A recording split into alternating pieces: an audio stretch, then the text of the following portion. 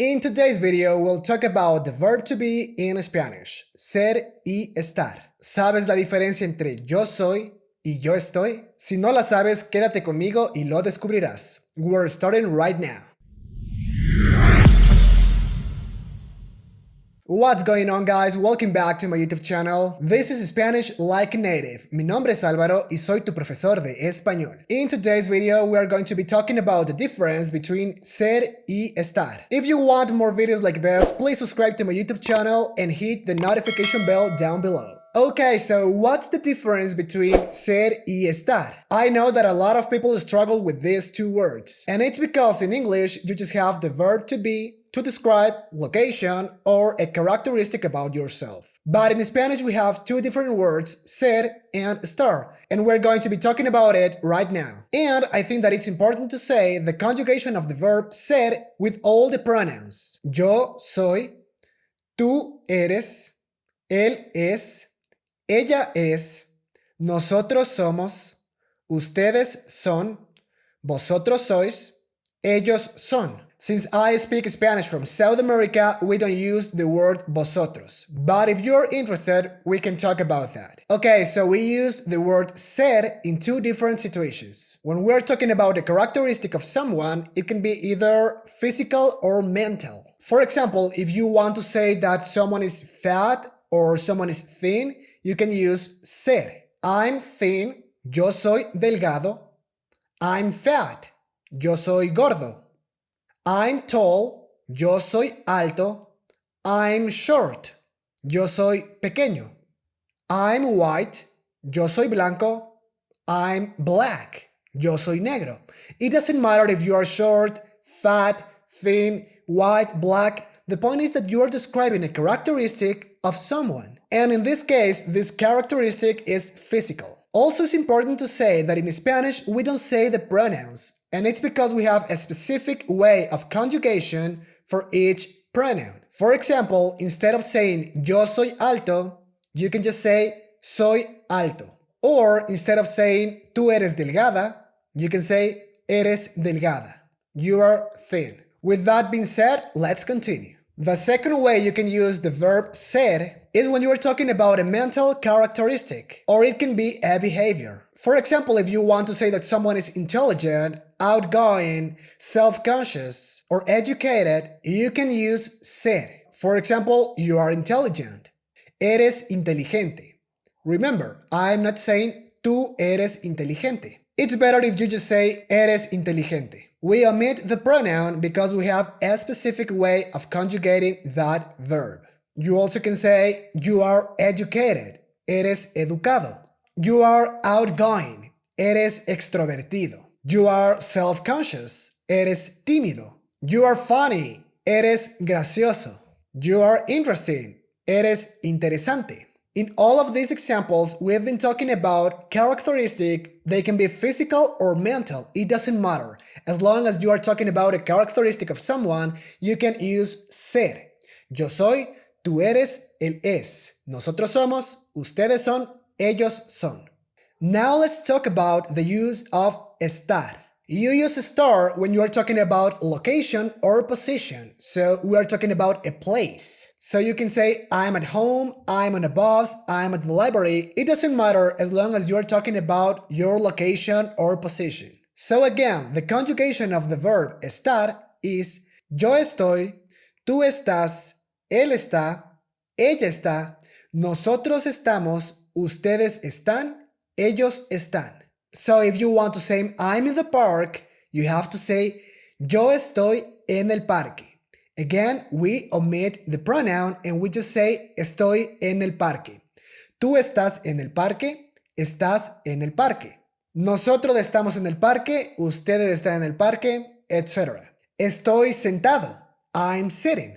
Estoy en el bus, I'm on the bus. Estoy en la calle, I'm in the street. Estoy en la casa de un amigo, I'm at my friend's place. Estoy en Starbucks, I'm at Starbucks. So we're talking about a specific location or position, but we're talking about a place. So again, you have to use ser, yo soy, tú eres.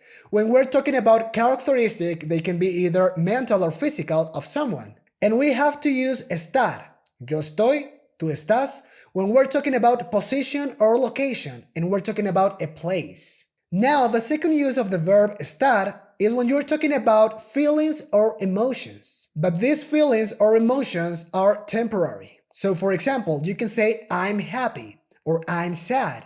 Estoy feliz, estoy triste. That's a feeling or emotion that you're experiencing at the moment. So it's temporary. It just describes you for a moment. For example, I'm sad, estoy triste. I'm happy, estoy feliz. I'm depressed, estoy deprimido. I'm flattered, estoy halagado. I'm tired, estoy cansado. I'm sick, estoy enfermo. I'm motivated, estoy motivado. So now this can be a little bit confusing, but you just need practice. For example, I can say estoy feliz, but also I can say soy feliz. If you say soy feliz, remember we are using ser, yo soy. So that's a characteristic that describes me. So it means that I'm happy all the time. It doesn't matter the bad situations or the circumstances. It just means that I'm always happy. Soy feliz. That's something that describes me. On the other hand, if I say estoy feliz, that just means that I'm happy at the moment. Maybe I've got good news and I'm happy. Maybe I'm going to on a vacation and I'm happy. But I'm happy now. And tomorrow I may be not. Or for example, if I say I'm anxious, it can mean that I'm an anxious person because I suffer from anxiety or that I'm experiencing anxiety right now. So I can say soy ansioso. That means that all the time I'm anxious because I suffer from anxiety. Or I can say estoy ansioso. It just means that I'm anxious right now. Maybe I'm going to have a job interview and I'm a little bit anxious. So I have to say estoy ansioso. And that's going to be something temporary. Let's suppose that I get hired and I'm not anxious anymore. Now, if you want to dive deeper into this topic, I have some examples for you. We can also use ser when we're talking about the hour, day, or date. For example, today is Friday. Hoy es viernes. It's 9 p.m. Son las 9 de la noche. Or you can say it's Saturday, Sunday, 9 a.m., 8 a.m. It doesn't matter. Hoy es domingo. Son las 7 de la noche. Son las 8 de la noche. It doesn't matter. You have to use ser when talking about place of origin. For example, this cell phone is from China, is Chinese. Este celular es chino. You have to use ser when talking about occupations. I'm an architect or I'm a doctor. Soy un arquitecto. Soy un doctor. You have to use ser when talking about nationalities. For example, I'm Ecuadorian. Soy ecuatoriano. I'm from the United States. Soy estadounidense. I'm from Peru. Soy peruano. We have to use ser when talking about political or religious affiliation. I'm Catholic. Yo soy católico. I'm a Democrat or I'm a Republican. Soy demócrata o soy republicano. You have to use ser when talking about the material of something. For example, this shirt is made of cotton. Esta camiseta es de algodón. Es de algodón. You have to use ser when we're talking about possession. For example, that's mine. That's hers. Eso es mío. Eso es tuyo. Eso es de ella. Eso es de nosotros. Eso es. You have to use ser when we're talking about where an event is taking place. For example, the soccer match is at the stadium.